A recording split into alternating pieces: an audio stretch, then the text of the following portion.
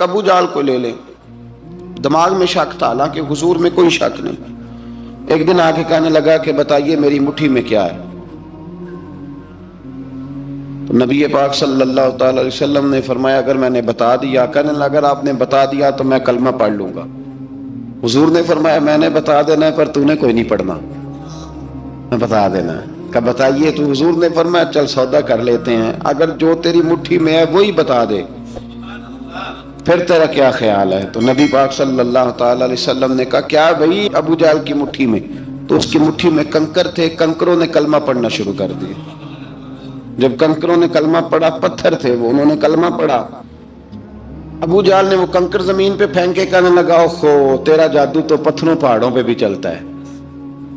اب جملہ کہنے لگا ہوں سمجھ لینا، ابو جہل گوشت کا آدمی تھا، کنکر پتھر تھے، پتھر کلمہ پڑھ گئے۔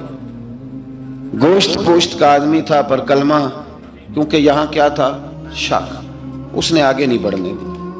گوشت پوشت کا شخص ہو کے پتھروں سے آگے نکل گیا، نبی پاک صلی اللہ علیہ وسلم کی خدمت میں آیا۔ بلکہ وہ جو یہودی والی روایت ہے اس کے پس منظر میں بھی بعض محدثین نے لکھا ہے، اس کو بھی اسی نے بھیجا، کہنے لگا جاؤ نبی پاک سے جا کے کہو اگر وہ درخت آپ کا کلمہ پڑھے تو میں بھی پڑھ لوں گا۔ درخت، اب درخت ہوتے تو جاندار ہیں پر کلمے تو کوئی نہیں نہ پڑھتے۔ درخت سے بھی تو انسانوں سے کلمہ پڑھنے کی بات، اگر درخت پڑھے تو میں پڑھ لوں گا۔ نبی پاک صلی اللہ علیہ وسلم دور بیٹھے تھے، درخت دور تھا، اور امام سیوطی علیہ رحمہ نے لکھا ہے درخت بھی کیکر کا تھا۔ نبی پاک صلی اللہ علیہ وسلم نے فرمایا اس یہودی سے کہ تو جا کے درخت کو کہہ کہ تجھے نبی پاک بلاتے ہیں۔ فرمایا میں گیا تو پھر تم نے کہنا جادو کر کے بلایا ہے۔ احتیاط بھی کی، ہر چیز آنکھوں کے سامنے رکھی، تو جا کے کہہ کہ تجھے بلاتے ہیں۔ وہ بندہ گیا، جا کے کہنے لگا، اور امام سیوطی نے اس کو لکھا ہے، کہنے لگے اس نے نبی پاک کا نام بھی نہیں لیا، کیونکہ ابو جہل اینڈ کمپنی کو پتا تھا کہ مصطفیٰ کے نام میں بھی بڑی برکت، خالی نام بھی نہیں لیا۔ کہنے لگا درخت وہ جو سامنے بیٹھے ہیں نا وہ تجھے بلا رہے، نام نہیں لیا حضور کا، وہ جو سامنے بیٹھے ہیں نا، جاءت لدعوتہ الاشجار ساجدۃ، امام بوصیری کہتے ہیں درخت آیا اور سجدہ کرتا ہوا، زمین چیرتا ہوا آیا۔ کس طرح آیا؟ پہلے آگے جھکا، پھر پیچھے جھکا، دائیں جھکا، بائیں جھکا۔ یہاں بھی لکھنے والوں نے لکھا ہے کہ وہ نہ درخت اپنی جڑیں اکھیڑ رہا تھا، جب چلنا تھا نا اس نے حضور کی طرف آنا تھا تو آگے دائیں بائیں ہوا، جڑیں اکھیڑ رہا تھا۔ لیکن ہمارے استاد جب ہمیں یہ روایت پڑھایا کرتے تھے تو کہتے تھے جڑیں نہیں اکھیڑ رہا تھا، جب اس نے سنا مجھے نبی پاک نے بلایا تو اسے وجد ہو گیا تھا، وہ جھومنے لگ گیا تھا، جھوم رہا تھا، حضور نے مجھے بلا لیا، جاءت لدعوتہ الاشجار ساجدہ۔ تو درخت آیا، اس نے آ کے نبی پاک کو سجدہ کیا، لکڑی کا بنا ہوا درخت ہے، سجدہ کیا۔ سجدہ کرنے کے بعد درخت اٹھا اور اٹھ کے اس نے نبی پاک کا کلمہ پڑھا۔ وہ جس کو ابو جہل نے بھیجا تھا نا یہودی، وہ درخت کی حالت دیکھ کے کلمہ پڑھ گیا، وہ کلمہ پڑھ گیا، لیکن یہی بے ایمان کہنے لگا اوئے ہوئے ان کا تو درختوں پہ بھی جادو چلتا ہے۔ لا ریب فی، شک قرآن پاک میں، لیکن اگر بندے کے دماغ میں ہو اس کا علاج ہے کوئی، ادھر ہی شک بیٹھ جائے۔ میں سادی مثال دیتا ہوں کہ سامنے دیوار صاف ہو لیکن گرد اگر آئینے پہ پڑی ہو، دیوار صاف کرنی چاہیے کہ اینک کا شیشہ صاف کرنا چاہیے؟ ساری زندگی لوگ دیوار صاف کرتے گزار دیتے، ساری زندگی تراش خراش کرتے گزار، اپنی مرضی کی پینٹنگ کرتے گزار دیتے ہیں، پر اپنی آنکھ کی پتلی صاف نہیں کرتے، آنکھ کی پتلی صاف نہیں کرتے۔ کسی نے حضرت رومی سے کہا تھا حضور دنیا میں کوئی اچھا ملتا نہیں، فرمانے لگے تھوڑا رونا شروع کر تاکہ تیری پتلیاں وضو کر لیں، وضو کر لیں، وہ انہیں پتہ چل جائے کہ کتنے صاف ستھرے لوگ دنیا میں پائے جاتے ہیں۔ ابو جہل پھر آ گیا، کہنے لگا اگر آپ چاند کے 2 ٹکڑے کر دیں تو میں کلمہ پڑھنے کو تیار ہوں۔ اچھا یہاں بھی بڑی مزے کی بات ہے، اللہ نے پہلے کہہ دیا نبی پاک کو کہ ان الذین کفروا سواء علیہم اانذرتہم ام لم تنذرہم لا یؤمنون، محبوب یہ جن کی قسمت میں کفر ہے نا، آپ انہیں ڈرائیں چاہے نہ ڈرائیں، یہ ایمان نہیں لائیں گے۔ کنکروں نے بھی کلمہ پڑھ لیا، درختوں نے بھی پڑھ لیا، سارا کچھ ہو گیا، اور اللہ نے بھی کہہ دیا کہ محبوب اس بے ایمان نے کلمہ نہیں پڑھنا، پر حضور نے فرمایا یہ پڑھے نہ پڑھے ہم نے میدان نہیں چھوڑنا، جتنی دفعہ آئے گا نا ہم اسے ضرور معجزہ دکھائیں گے، جتنی دفعہ آئے گا ہم کیوں میدان چھوڑیں۔ آگے کہنے لگا جی اگر چاند کے 2 ٹکڑے کر دے تو اقتربت الساعۃ وانشق القمر، تو نبی پاک صلی اللہ علیہ وسلم نے انگلی کا اشارہ کیا، چاند 2 حصوں میں بٹا۔ کوہ صفا ایک پہاڑی تھی مکے میں، آدھا ٹکڑا پہاڑی کی اس جانب ہوا، آدھا اس جانب، یعنی وضاحت کی اللہ کریم نے کہ ایسے نہ ہو کہ یہ کہہ دی وہ تو ایسے بالکل شک ہوا تو مل گیا، پتہ نہیں میری آنکھوں پہ جادو ہو گیا، ملا ہے کہ نہیں ملا۔ جب ٹوٹا تو حدیث پاک میں آتا ہے کہ آدھا چاند کوہ صفا کی ادھر گیا اور آدھا تو پہاڑی تھی، چاند نیچے آیا، پہاڑی کے گرد گھوما، آگے جا کے ملا، یعنی وقفہ دیا گیا باقاعدہ دیکھنے کا، سمجھنے۔ پوری دنیا میں جتنے لوگ اس وقت چاند دیکھ رہے تھے، ہندوستان تک روایتوں میں ملتا ہے کہ لوگوں نے گواہی دی کہ ہم نے چاند ٹوٹتے دیکھا ہے۔ زمانہ مان گیا، لوگوں کی چیخیں نکل گئیں، لوگ قدموں میں گر گئے، پر وہ جس کے دماغ میں شک تھا نا وہ نہیں مانا۔ شجر و حجر پہچان گئے پر انسان کی نظروں میں شک ہی رہا۔ دنیا میں سب سے مجبور، کمزور، بزدل، کم فہم بندہ وہ ہے جس کے دماغ میں شک ہے، سب سے کم فہم آدمی، اس کی فراست روحانیہ زیرو ہے، وہ ایک ناکام شخص ہے، اس کو کسی پہ بھی شک پڑ جائے، کسی پہ بھی۔ ہم نے دیکھا ہے جو عورت اپنے مرد پہ شک کرنے لگ جاتی ہے اس گھر کا کوئی علاج ہی نہیں ہوتا۔ جو شکوہ کرتی ہے روٹی کا، پیسوں کا، وہ کسی دور میں مسئلہ اس کا حل ہو جاتا ہے۔ جو نافرمان ہوتی ہے اس کا بھی مسئلہ کسی نہ کسی زمانے میں حل ہو ہی جاتا ہے۔ یہ جس کو شک پڑ جاتا ہے نا، شک، اس کا مسئلہ قیامت کی صبح تک حل نہیں ہوتا۔ اگر مرد کو شک پڑ جائے اس کا مسئلہ بھی کبھی زندگی میں دوبارہ حل، یاد رکھیں۔ یہ جو شکوک و شبہات ہے نا، قرآن پورا شکوک و شبہات کا ازالہ کرتا ہے، کافر کے سوال کا جواب دیتا ہے، منافق کے سوال کا جواب دیتا ہے۔ قرآن مجید ہر ایک کی تسلی کراتا ہے، لیکن شروع میں بتا دیا کہ لا ریب فی، شک والی گنجائش اس میں۔ لوگ آج تک شک کر رہے ہیں کہ اللہ کا کلام ہے کہ نہیں، آج تک لوگ کہیں۔ تو میرے بھائی، شکوک والی زندگی کمزور ہوتی ہے، شکوک والی، عقل مند لوگوں کی زندگی کمزور زندگی ہے۔ صحابہ کرام عمل والے لوگ تھے، وہ بحثوں میں الجھے رہتے تو عمل نہ کر پاتے۔ ہمارے ہاں نا بحث ہوتی ہے جس مسئلے کا کوئی تعلق ہی نہیں، الجھنوں سے نکل آئیں، عمل کا رستہ، بحث جو ہوتی ہے یہ عمل کا رستہ روکتی ہے۔ عقل مند نہ بنے، فرما بردار بنے۔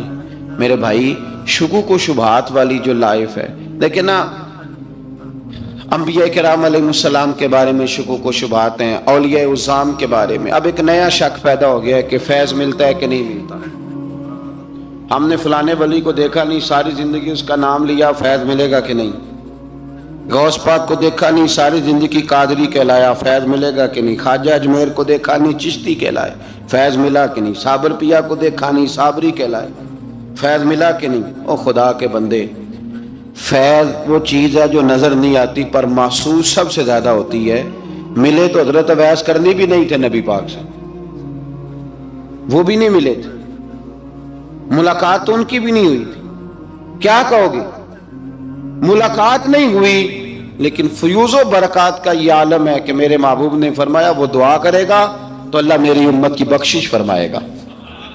تو آپ ہمارے صوفیاء میں ایک سلسلہ اویسیہ ہے، سلسلہ اویسیہ میں اکثر ملاقات نہیں ہوتی، اکثر نہیں ملاقات ہوتی بغیر دیکھیں نا، آپ جب کسی کا نام جپتے ہیں، جب کسی کا نام لیتے ہیں، جب اسی کا ذکر کرتے ہیں، جب اسی کے تذکرے میں رہتے ہیں تو اللہ تبارک و تعالیٰ کے یہ جو کامل لوگ ہوتے ہیں یہ متوجہ ہو جاتے ہیں، ان کی توجہ ہوتی ہے۔ اور خود سرکار نے فرمایا 2 آپس میں محبت کرنے والے، ایک مشرق میں ایک مغرب میں، قیامت کے دن اللہ دونوں کو جنت میں اکٹھا فرما دے گا۔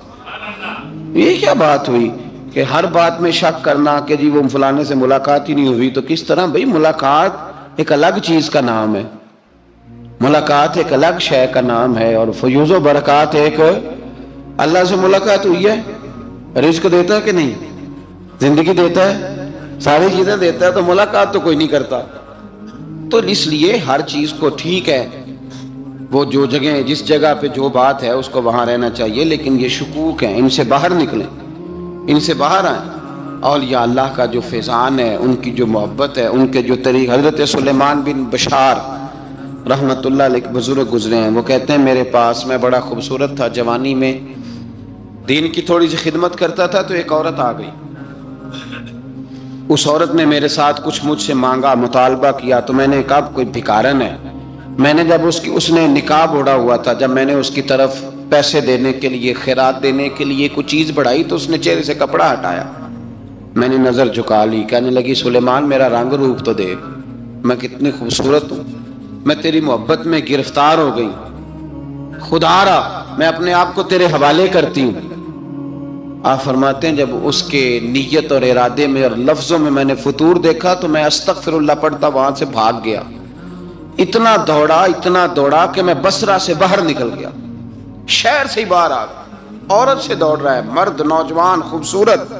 فرماتے ہیں عشاء کی اذانیں ہو رہی تھی، نماز پڑھ کے میں مسجد میں سو گیا، تو مجھے حضرت یوسف علیہ السلام کا دیدار ہوا۔ جناب یوسف کہتے ہیں میں حضور کا غلام اور غلاموں کا غلام اور صدیوں بعد کا غلام، تو جناب یوسف علیہ السلام میری خواب میں آئے اور کہنے لگے اٹھ جوان، میرے سینے سے لگ، یار تو نے تو نبی پاک کا امتی ہو کے وہ کام کیا ہے جو میں نے نبی ہو کے کیا تھا۔ اب کام حضرت یوسف والا کیا تھا نا، تو صدیوں اور سالوں اور مہینوں کا فاصلہ بن سکا، تو وہ آ گئے۔ مسئلہ یہ ہے کہ شکوک و شبہات والی زندگی نقصان دیتی ہے۔ حضرت ہمارے سلسلہ مقدسہ میں ایک سلسلہ علویہ ہے جو اعلیٰ حضرت فاضل بریلوی کو حاصل تھا، شاہ عبدالعزیز صاحب محدث دہلوی رحمۃ اللہ تعالی علیہ نے بڑا لکھا مولا علی کی شان پہ، حضرت علی پہ کلام، ان کا ذکر، ان کے تذکرے اس قدر فنا ہو گئے کہ ہر وقت ذکر علی کرتے۔ فرماتے ہیں مجھے خواب میں حضرت علی کا دیدار ہوا، انہوں نے مجھے بیعت فرمایا اور مجھے اپنے سلسلہ مبارکہ میں اجازت دی۔ تو شاہ صاحب رحمت اللہ علیہ فرمایا کرتے تھے کہ میں نے وہ بہت کم لوگ ہیں جن کو پھر ان میں بیعت فرمایا جاتا ہے، تھوڑے چند لوگ، اور ان کو سلسلہ مبارکہ میں اس میں چند لوگ ہیں۔ اعلیٰ حضرت کے بعد شاہ رسول ہے، شاہ رسول کے بعد شاہ عبدالعزیز محدث دہلوی، وہ ڈائریکٹ مولا علی شیر خدا سے بیعت۔ تو مطلب یہ ہے کہ کام شکوک و شبہات سے نکلیں۔ قرآن نے کہا لا ریب فی، قرآن میں شک البتہ وَإِن كُنتُمْ فِي رَيْبٍ مِّمَّا نَزَّلْنَا عَلَىٰ عَبْدِنَا، بندے کچھ شک کرتے ہیں، اگر انہیں شک ہو تو وہ اس طرح کریں کہ فَأْتُوا بِسُورَةٍ مِّن مِّثْلِهِ، پھر اس کی مثل ایک صورت لے کے آئیں، اور وَادْعُوا شُهَدَاءَكُم مِّن دُونِ اللَّهِ إِن كُنتُمْ صَادِقِينَ، سارے بے شک اپنے حمایتی بلا لیں اگر وہ سچیں۔ شک والی دنیا سے باہر نکل آئیں، حقیقت والی دنیا کو قبول کریں۔ شکوک و شبہات کا ازالہ نہیں ہوتا، شک دوسرے شک کو جنم دیتا ہے، نقص دوسرے نقص کو جنم دیتا ہے، غلطی دوسری غلطی کو جنم دیتی ہے۔ اور انسان جب تک شکوک کی، میں نے آپ کو کہہ دیا کہ ہر گھر بس سکتا ہے، ہر گھر، ہر عورت کے صحیح ہونے کی امید ہوتی ہے، پر جس بی بی کو اپنے خاوند کے کردار پہ شک ہو وہ بی بی کبھی مطمئن نہیں ہوتی۔ ہر گھر بس جاتا ہے، لیکن جس خاوند کو اپنے بیوی کے کردار پہ شک ہو جائے اس کا کبھی اس کے ساتھ سلوک مخلصانہ۔ شکوک والی زندگی بیماروں کی زندگی ہے، شکوک والی زندگی بیماروں کی زندگی، کمزوروں کی زندگی، بزدلوں کی زندگی۔ اس لیے حقیقت والی چیز جب تک آپ کے پاس کوئی چیز کلیئر ہو کے نہیں آتی، شریعت اسلامیہ نے بہتان کی سزا رکھی 80 کوڑے، پتہ ہے آپ کو؟ جس نے ایسے ہی بہتان لگا دیا، دلیل ہی کوئی نہیں، ایسے ہی کہہ دیا کہ جی وہ مجھے شک ہے جی انہوں نے ایسے کیا، فرمایا اسے کوڑے مارو۔ شک کی بنیاد پر بہتان ترازی کرتا ہے، کوڑے کی سزا رکھی، 80 کوڑے مارو اس ظالم۔ یہ شک کر رہا ہے اس کو، جب اس کے پاس دلیل ہی کوئی نہیں۔ یہاں بڑے بندے ہیں بات کر دیتے ہیں، کہتے ہیں جی وہ ایسا ہوا ہوگا، میں نے ایسا دیکھا تھا، ہوگا، کیا تھا، ممکن ہے۔ تو یہ شکوک ہے۔ اس شکوک، یہ سامنے والے کا کچھ بھی نہیں بگڑتا، اس بیچارے کا کیا بگڑنا ہے۔ یاد رکھیں بڑی خوبصورت بات یہاں حضرت عبداللہ ابن مسعود کی، آپ فرمایا کرتے تھے جب کسی بندے پر بندے شک کرتے ہیں اور ناجائز شک کرتے ہیں، اللہ اس کی عزتوں میں اضافہ فرما دیتا ہے۔ اللہ اسے شانیں عطا کرتا ہے اپنی زندگی کو بیماریوں سے نکالنے. یہ روحانی بیماری ہے شک، اس سے باہر آنا. یہ ظلم ہے، اولیاء پہ بھی شک، صوفیاء پہ بھی شک، علماء پہ بھی شک، ہر بندے پہ شک، کوئی صحیح نہیں، سارے غلط، میں اکیلا صحیح. اس شک سے باہر آ جائیں. یہ نفسیاتی مریض بنا دے گا، بے سکون کرے گا، بے قرار کرے گا. اللہ تبارک و تعالیٰ نے نا ہمارے محبوب کریم علیہ السلام کو دنیا میں بھیجا تو فرمایا یا ایھا الناس قد جاءکم برہان من ربکم، اے لوگو تمہارے پاس تمہارے رب کی دلیل آ گئی. اللہ تبارک و تعالیٰ نے محبوب پاک علیہ السلام کو سراپا دلیل بنا کے بھیجا. باقی انبیاء کرام علیہم السلام کے پاس بھی اپنی نبوت کے دلائل کے طور پر بے شمار معجزات تھے، اور حضور کریم علیہ السلام کے تو پورے وجود کو ہی اللہ نے معجزہ بنایا. اور نبی پاک صلی اللہ تعالیٰ علیہ وآلہ وسلم کی نبوت کی دلیلیں، حضور کے رسالت کے مستحکم دلائل جگہ جگہ آپ کو ملیں گے. سب سے پہلی چیز تو یہ سمجھنے والی ہے کہ نبی پاک علیہ السلام نے جس چیز کو سب سے پہلے اپنی نبوت کی دلیل کے طور پر بیان فرمایا وہ حضور کا کردار ہے، سیرت ہے، عمل ہے، حضور کا لوگوں کے ساتھ رویہ ہے. نبی پاک علیہ السلام کی تبلیغ کے 3 دور ہیں. ایک تو حضور نے اپنے قول سے تبلیغ فرمائی، وہ 40 سال کی عمر سے محبوب نے اعلان فرمایا اور تبلیغ کی. اور ایک نبی پاک صلی اللہ تعالیٰ علیہ وسلم بالواسطہ حضور کی تبلیغ ہے جو آج تک جاری ہے. امت کے علماء، مشائخ، مبلغین حضور کے دین کو آگے پھیلا رہے ہیں، تو دراصل یہ بھی تبلیغ رسول پاک علیہ السلام ہی کی تبلیغ. اور ایک حضور کی تبلیغ کا دور ہے حضور کی پیدائش سے لے کر ولادت مبارکہ سے لے کر حضور علیہ السلام کے اعلان نبوت تک. اس دوران نبی پاک نے جو تبلیغ فرمائی ہے وہ اپنے کردار سے فرمائی. عرب کا وہ معاشرہ جو بڑا میلا کچیلا گدلا ہو چکا تھا، جس کے اندر سراسر مادہ پرستی کا زور تھا، جس کے اندر لوگ انسانوں کی خرید و فروخت کرتے تھے، جس کے اندر بیٹیوں کو زندہ دفن کر دیتے تھے، جس کے اندر جو آدمی جتنا زیادہ مضبوط ہوتا تھا اتنا زیادہ لٹیرا بن جاتا تھا، اس معاشرے کے اندر رسول کریم علیہ السلام نے 40 سال گزارے. اور اس طرح گزارے کہ جو بیگانے بھی تھے وہ بھی کہا کرتے تھے یہ صادق ہے، یہ امین ہے. اور جب حضور نے اعلان نبوت کیا تو فرمایا، یہ قرآن مجید کے لفظ ہے، فرمایا فَقَدْ لَبِثْتُ فِيكُمْ عُمَرًا مِّن قَبْلِهِ أَفَلَا تَعْقِلُونَ، میں تمہارے بیچ عمر کا ایک حصہ گزار چکا ہوں، تمہیں عقل نہیں ہے، شعور نہیں ہے.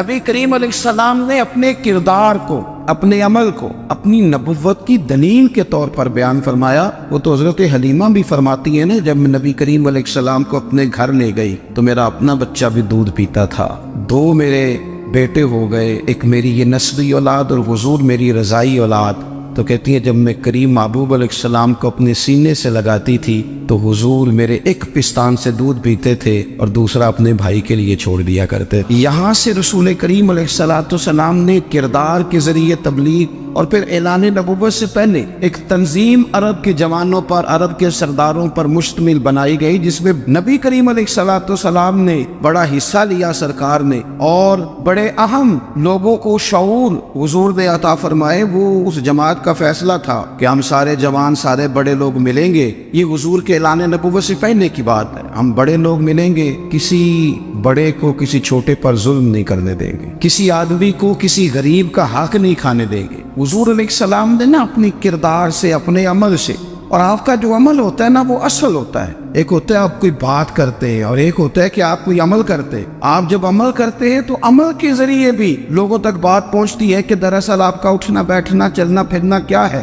میرے رسول کریم علیہ السلام کا اٹھنا بھی ایک نبی کا، بیٹھنا بھی ایک نبی کا، بات کرنا بھی ایک نبی کا، معاملات زندگی کرنا بھی ایک نبی کا، لین دین کرنا بھی ایک نبی کا. ایک شخص کہتے ہیں میں نے اعلان نبوت سے پہلے حضور علیہ السلام سے کوئی چیز خریدی تھی اور میں نے عرض کیا تھا آپ یہاں تشریف رکھے، میں پیسے لے کے آتا ہوں. میں 3 دن کے بعد آیا. دیکھو یہ بات کرنی کتنی آسان ہے، بولنی کتنی آسان ہے، پر 3 دن یہاں میرے بھائی کو کسی شخص کو 2 گھنٹے انتظار کرنا پڑ جائے تو لوگ کہتے ہیں الانتظار وشد من القتل، یہ تو قتل سے زیادہ تکلیف والا معاملہ ہے منتظر رہنا کسی کا. کہتے 3 دن کے بعد میں آیا تو میرے رسول کریم وہیں تشریف فرمایا. بس اتنا فرمایا یار تم نے مجھے بڑی تکلیف میں ڈال دیا، 3 دن ہو گئے یہاں رکے ہوئے. تو حضور نے اپنے کردار کو، اپنے عمل کو، اپنے معاملات کو سب سے پہلے اپنی نبوت کی دلیل کے طور پر پیش کیا۔ کسی نے کیا خوب کہا تھا کہ جو تیری جان کے دشمن ہے وہ بھی کہتے ہیں، بظاہر تو آئے ہیں نا ہجرت کی رات جان لینے، لیکن امانتیں حضور کے گھر میں رکھی ہوئی ہیں، امانتیں کاشانہ نور پہ پڑی ہے۔ وہ جو تیری جان کے دشمن ہے وہ بھی کہتے ہیں کہ امین تو ہے اور صداقت کی آبرو تو ہے۔ تو پہلے کردار، پھر دوسری بات، اللہ تعالیٰ نے اپنے محبوب علیہ الصلوۃ والسلام کو اپنا مطلق نائب بنا کر، اپنا محبوب اعظم بنا کر، ویسے ہی سارے انسانوں کے بارے میں کہا وَإِذْ قَالَ رَبُّكَ لِلْمَلَائِكَةِ إِنِّي جَاعِلٌ فِي الْأَرْضِ خَلِيفَةً، میں زمین میں اپنا نائب بنانے والا ہوں۔ لیکن حضور علیہ السلام تو محبوب ہے نا، حضور کی نیابت تو محبوبیت کے درجے پر فائز ہے۔ تو رسول پاک کو رب کریم نے اس طرح کا بنا کے بھیجا کہ حضرت عبداللہ ابن رواحہ رضی اللہ تعالیٰ عنہ بیان فرماتے ہیں کہ اگر حضور کوئی معجزہ نہ بھی دکھاتے، نبی کریم علیہ السلام سے کوئی اعجاز لوگ نہ بھی دیکھتے، تو محبوب کا تو چہرہ ہی اس طرح کا تھا، لوگوں نے دیکھتے جانا تھا اور کلمہ پڑھتے جانا تھا۔ لیکن باوجود اس کے میرے رسول پاک کا اعجاز یہ ہے، کمال یہ ہے کہ حضور کبھی اشارہ کر دیں تو چاند دو ٹکڑے ہو جائے، کبھی دعا مانگ دیں تو ڈوبا ہوا سورج واپس آ جائے، کبھی محبوب گزرنے لگے تو پتھر آپ پر سلام پڑے، کبھی حضور پہاڑ پر چڑھ جائے تو پہاڑ وجد میں آ کر جھومنے لگے، محبوب کا کبھی نماز پڑھاتے ارادہ بن جائے تو اللہ تعالیٰ قبلے کا رخ ہی تبدیل فرما دے۔ کیا خوبصورت سوچ ہے اور کیا نظریہ دیتے ہیں بریلی کے امام، فرماتے اجابت کا جوڑا عنایت کا صحرا دلہن بن کے نکلی دعائے محمد، اور اجابت میں جھک کر گلے سے لگایا بڑی ناز سے جب دعائے محمد، دیکھو خدا کی رضا چاہتے ہیں، دو عالم خدا چاہتا ہے رضائے محمد صلی اللہ تعالی علیہ وسلم۔ اور ایک مقام پہ فرماتے ہیں نائب دست قدرت پہ لاکھوں سلام، نائب دست قدرت پہ لاکھوں سلام۔ تو اللہ تعالیٰ نے نبی پاک صلی اللہ تعالی وسلم کو جو اعجاز۔ پھر ایک اور بات، حضور امی ہے، دنیا میں آ کر محبوب نے کسی سے پڑھا ہی نہیں، میرے محبوب نے جتنا پڑھا ہے رب کریم سے ہی پڑھا ہے۔ الرحمن علم القرآن خلق الانسان، رحمان نے قرآن سکھایا پھر انسان بنایا۔ اللہ تبارک و تعالیٰ کی بارگاہ کرم سے حضور نے لیا، رسول کریم امی ہے، یہ بھی حضور کی نبوت پر ایک بڑی دلیل۔ دیکھو ایک ہوتا ہے کوئی آدمی بچپن سے کسی چیز سے شغف رکھے اور جب اس کی عمر بڑی ہو جائے تو کہتے ہیں اس کا تجربہ بڑا ہو گیا، یہ پہلے کچھ شعر کہتا تھا، کوئی ادبی جملہ کہتا تھا، تو اب اس کی یہ کام کرتے کرتے عمر بڑی ہو گئی ہے تو رسوخ حاصل ہو گیا۔ 40 سال کی عمر مبارک تک نبی کریم نے ایک شعر بھی نہیں کہا۔ حضور علیہ الصلوۃ والسلام نے کبھی کوئی ایسی بات، ویسے تو حضور کی ہر بات حکمت والی، لیکن جس کو عرب کے لوگ اپنے لہجے میں شاعری یا اپنے لہجے میں ادب کہتے تھے، وہ حضور نے بیان نہیں فرمایا۔ لیکن جب 40 سال کی عمر میں اعلان نبوت کیا تو پھر بڑے بڑے فصیح و بلیغ، بڑے بڑے سیانے طفیل بن عمر کہتے ہیں کہ اس شخص کو بھی میں نے دیکھا جسے بڑا ناز تھا اپنی فصاحت اور بلاغت پر، اور جب وہ حضور کے پاس آیا اور اس نے آ کے کچھ باتیں کی تو محبوب خاموشی سے سنتے رہے، اور جب وہ چپ کر گیا تو میرے کریم نے صرف سورہ فاتحہ پڑھی۔ کبھی اٹھتا تھا، کبھی بیٹھتا تھا، کبھی غور کرتا تھا، کبھی دائیں جاتا تھا، کبھی بائیں جاتا تھا، پھر کہنے لگا بتاؤ نا کلام کس کا ہے؟ فرمایا اس رب کا، اس رب کا، اس رب کا جس کا میں رسول بن کے آیا ہوں۔ نبی کریم صلی اللہ تعالی علیہ وسلم امی ہے، لیکن حضور نے کائنات کے رازوں سے پردے ہٹا دیے، نبی کریم نے جینے کے سلیقے بتا دیے، حضور نے ہر شخص کو اس کے مقصد حیات سے آگاہ کر دیا۔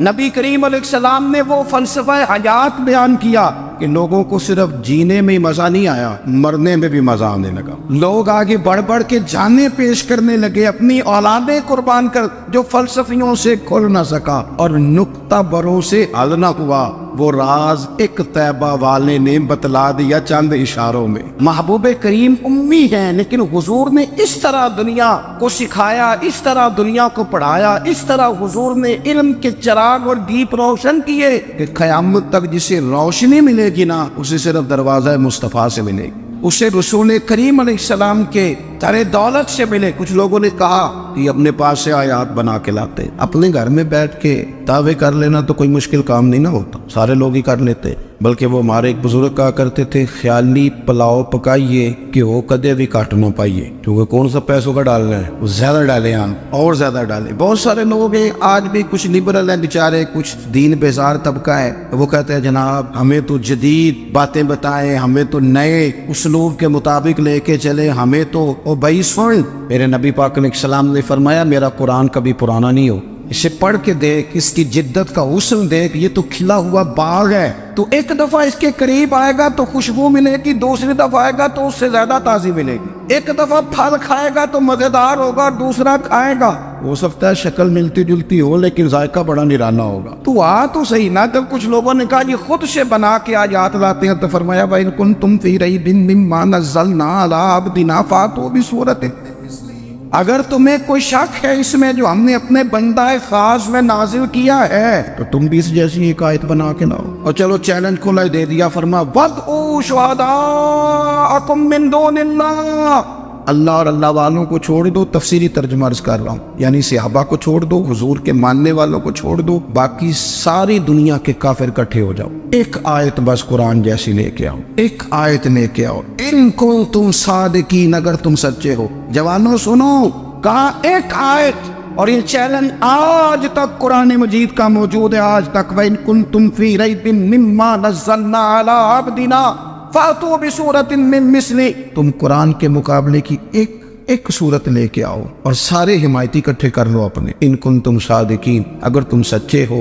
جواب تو ادھر سے آنا تھا نا, لیکن کائنات کے رب نے جواب بھی خود دیا, فرمایا فَإِن لَّمْ تَفْعَلُوا وَلَن تَفْعَلُوا, اگر تم نہ لا سکے, اور فرمایا تم لا سکتے بھی نہیں, نہ خنجر اٹھے گا نہ تلوار تم سے, یہ بازو میرے آزمائے ہوئے. وَلَن تَفْعَلُوا, تم لا بھی نہیں سکتے. فَاتَّقُوا النَّارَ الَّتِي وَقُودُهَا النَّاسُ وَالْحِجَارَةُ, پھر اس آگ سے ڈر جاؤ جس کا ایندھن آدمی اور پتھر ہے. اُعِدَّتْ لِلْكَافِرِينَ, بنائی کافروں کے لیے, مومنوں کے لیے تو رب نے جنت بنائی ہے. اُعِدَّتْ لِلْكَافِرِينَ, یہ دوزخ اللہ نے کن کے لیے بنائی ہے؟ اُعِدَّتْ لِلْكَافِرِينَ کہتے ہیں کافر کے لیے بنایا. تو اللہ تبارک و تعالیٰ نے میرے رسول پاک صلی اللہ تعالیٰ علیہ وسلم کو وہ کتاب عطا فرمائی, اور پھر حضور کی فصاحت و بلاغت, معرفت. دیکھو ایک ہوتا ہے گھنٹوں باتیں کرنا, ایک ہوتا ہے کئی والیم پر مشتمل, کئی جلدوں پر مشتمل کتب کا لکھنا, اور ایک ہوتا ہے کسی بندے کا ایک بات کرنا اور سامنے والے کی طبیعت کو اتنا جگا دینا کہ اگلی بات فوراً ہی اس کی سمجھ میں آ جائے. اور حضور نہ کسی کی انا کو نہیں جگاتے. ہم بعض اوقات کسی سے خطاب کرتے ہیں, بات کرتے ہیں تو سامنے والے کی انا کو جگا دیتے ہیں, ٹھیس پہنچاتے ہیں, وہ کہتا چل کر تگڑا ہو جا میں بھی آیا. حضور انا نہیں جگاتے تھے, میرے نبی پاک ضمیر جگاتے تھے تاکہ وہ شخص فیض حاصل کر سکے, اسے کچھ ملے. نبی کریم کا جو انداز تکلم ہے وہ اس طرح کا ہوتا تھا کہ انسان خود بخود کھل اٹھتا تھا کہ مطلب یہ بات ہونے کیا لگی ہے, مطلب حضور کیا فرمانے لگے. نبی کریم صلی اللہ تعالی علیہ وسلم, ایک دن محبوب کریم نے صحابہ کے دیے حضور کی فصاحت و بلاغت دیکھے, فرمایا محبوب نے کتنا نادان ہے وہ شخص جو اپنے ماں باپ کو گالی دے. کھلی ہو گئی لوگوں کی آنکھیں, کان کھڑے ہو گئے کہ یا رسول اللہ کون ایسا بدبخت ہے جو ماں باپ کو گالی دے گا. اب جب سوالات ذہنی سطح پر پوری طور پر ابھر گئے نا, اب رسول کریم نے بات سمجھائی. یہ ہے فصاحت و بلاغت, تیرے آگے ہے یوں دبے نچے. فصحا عرب کے بڑے بڑے, کوئی جان منہ میں زبان نہیں بلکہ جسم میں جان نہیں. یا رسول اللہ کون ایسا نالائق ہے جو ماں باپ کو گالی دے. اب جب ذہنی سطح یہاں تک ابھر آئی تو اب حضور نے سمجھایا, اور میں جب تم کسی کے ماں باپ کو گالی دو گے نا تو وہ بھی تو جواب میں تمہارے ماں باپ کو دے گا نا. تو فی نفس ہی یہ تم نے خود ظلم کیا ہے اپنے ماں باپ. کیوں تم نے ایسا لہجہ اختیار کیا کہ جس سے سامنے والے کی انا جاگ جائے اور تمہارے مقابلے میں آ کر کے کھڑا ہو جائے؟ کیوں تم نے اس طرح کے انداز اختیار کیے کہ جس سے سامنے والا بھی سارے پنجے کھڑے کر کے باہر نکل آئے اور کہ آ جاؤ پھر میں بھی میدان میں حاضر ہوں. رسول کریم کی فصاحت بلاغت دیکھیں نا, حضور 2-4 جملوں میں ساری بات سمجھا جاتے. ایک حدیث پاک اگر ہماری سمجھ میں آ جائے, ایک روایت, نبی پاک صلی اللہ تعالی علیہ وسلم نے فرمایا خوبصورت مسلمان وہ ہے جو بے مقصد باتوں کو چھوڑ دے.